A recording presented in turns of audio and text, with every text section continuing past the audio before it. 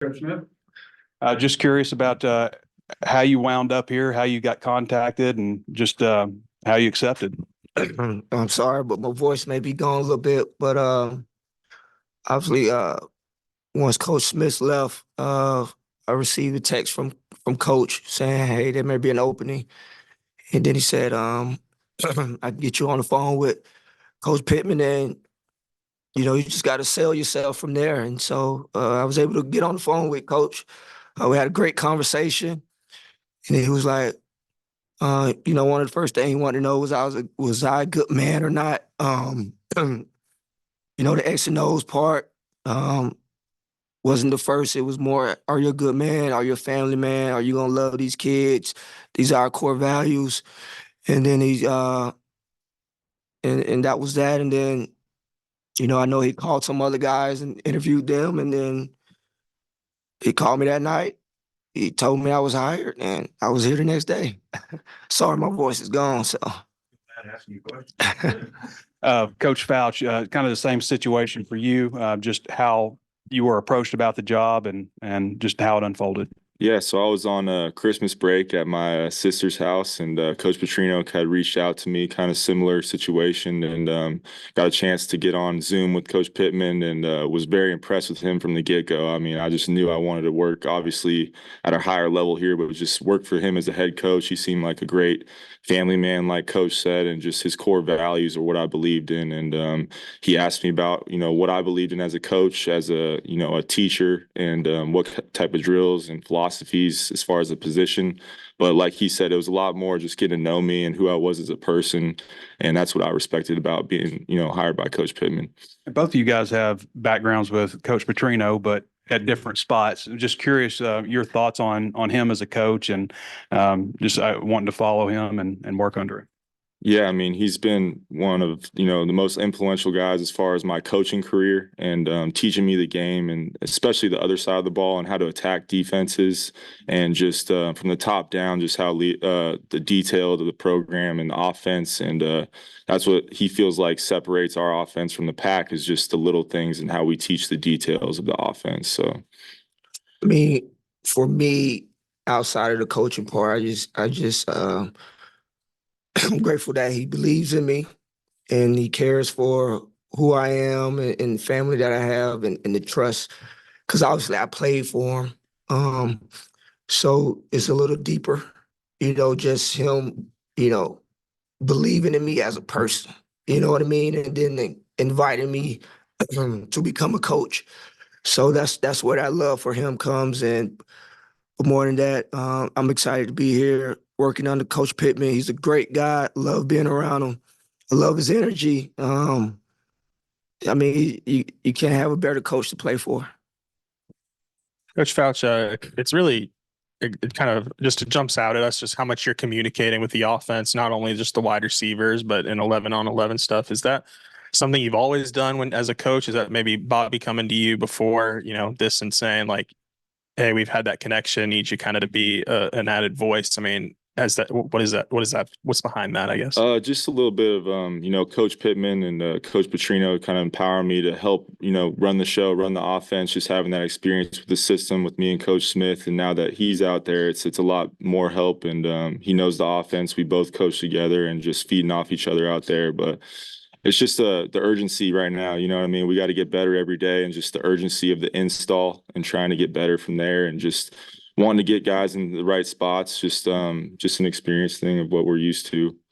And Coach Pittman just came up here and talked a bunch about the growth of the wide receivers and their leadership. I mean, technically, what have you kind of maybe seen specifically from Andrew and Tyrone and how they've improved as wideouts? Yeah, when I first got here, I got with them right away and just enjoyed meeting them as people and what they're all about. And they're just so motivated, self-motivated as a group, those older guys, and they really push the room. You know what I mean? They call out other people before me sometimes. We coach technique. We're really firm on, our splits and alignments, and they'll, help me coach those guys up. And they've really just been leading the group from the front, and they want the ball, like Coach Pittman said, and they want their name called on key situations, third downs. And I've just been impressed with how eager they are to learn and allow me to push them to where they want to go.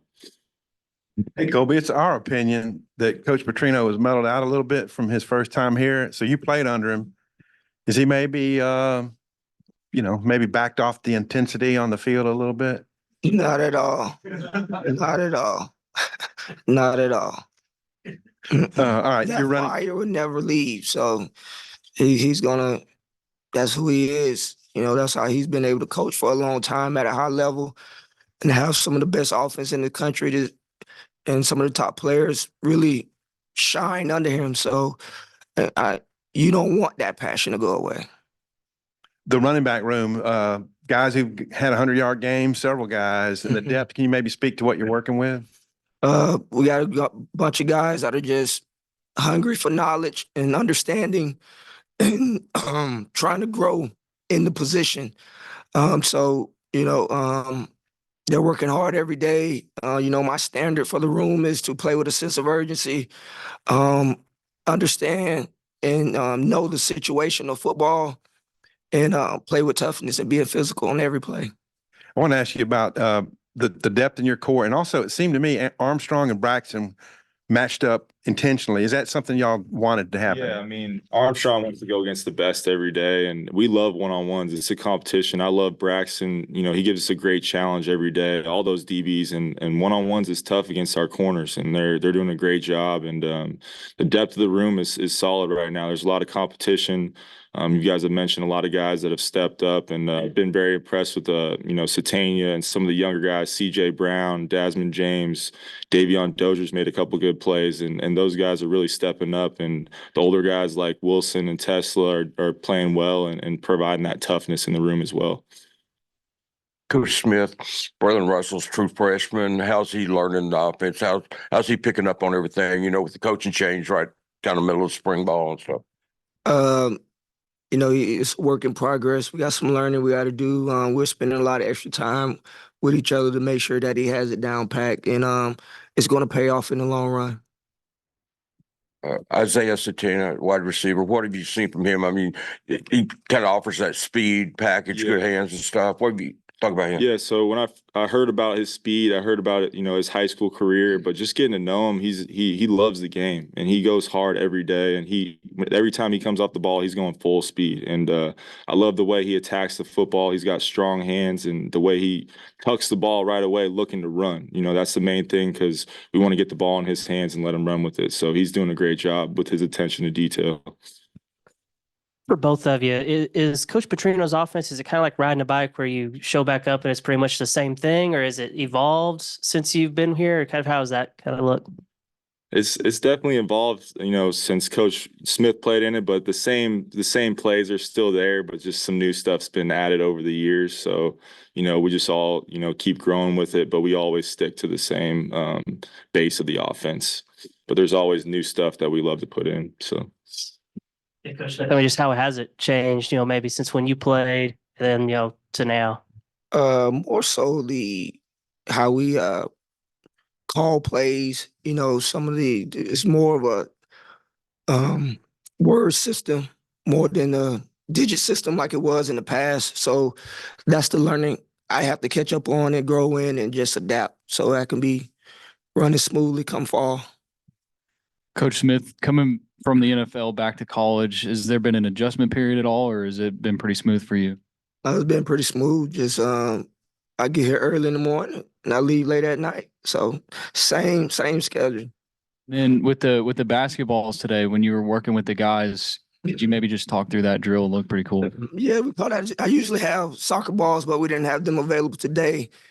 But what we're doing is we're working on closing the space between the blitzer and myself. And then from there, we're working that we're mirroring the defender so that we're keeping a great base where we're staying inside out. So that's just a starting point of blitz pickup or pass pro. So that was the beginning stage of it. And then Coach Fouch, you might not work directly with the tight ends a lot, but a really deep tight end room. Could you maybe talk about those guys? Yeah, I wish I worked with them a little more. They're pretty talented receivers, but I would love to know. But they've done a great job. They come to one-on-ones a lot, and they've done a great job understanding the routes. We do a couple type of option routes, stuff like that, and they've done a great job separating at the top of the route. And Luke and Gums are very talented, and Andreas has brought some spark, and Shamar is a great receiver as well. They really all have a lot of value in the pass game. Coach Smith, you mentioned pass pro a little bit there. Last year, Arkansas gave up 47 sacks. Running backs gave up, everybody punched the offensive line, but running backs gave up a lot. I know Coach Petrino used to say, if you can't pass pro, you can't play for me. Correct. What are you guys doing aside from that to shore things up? And also wanted to ask you about Braylon, because you mentioned things to work on with him, and usually freshman running backs, that's one of the big things that you got to fix with them. You just got to train it. And when you train it, you put them in a situation where they can apply what they've been coaching, and they got to do it. So they will do it because they want to play the game. So I don't think we'll have any issues with that. And Coach Fouch, Tyrone Broden, I mentioned to Coach Pittman that he only averaged like 7.3 yards a catch, being that big and that fast. What are your thoughts on what you've got in him as a weapon? Very impressed. Just his ability, his position flexibility. We've been putting him inside in the slot a little bit while he's normally an outside receiver in our offense, but just his ability to play in the slot and get mismatches on nickels or linebackers and hit slot fades and things like that and just get him over the middle. It's just such a big frame, easy throw for Talon and the quarterbacks just to put the ball on him. And he's just been impressive to me with his ability to play in the slot as well, and just his releases and foot quickness.